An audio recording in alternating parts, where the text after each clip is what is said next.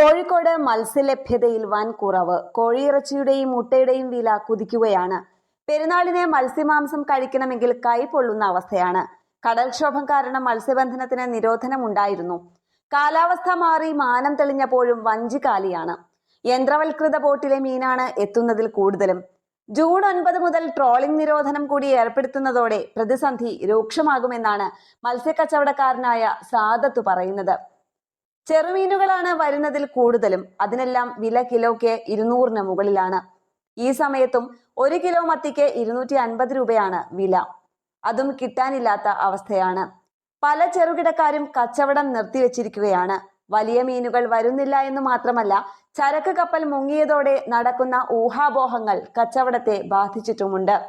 അയക്കൂറ, സൂത, ഏട്ട പോലുള്ള മീനുകളോട് പലരും മുഖം തിരിക്കുകയാണ്. മത്സ്യബന്ധനത്തിന് നിരോധനമുള്ള ജില്ലകളിലേക്ക് മലബാറിൽ നിന്നടക്കം മീൻ കയറ്റി പോകുന്നതും വില വർദ്ധിക്കാൻ കാരണമായതായി വ്യാപാരികൾ പറയുന്നു. ന്യൂസ് ഡെസ്ക് കേരള പ്രണാമം.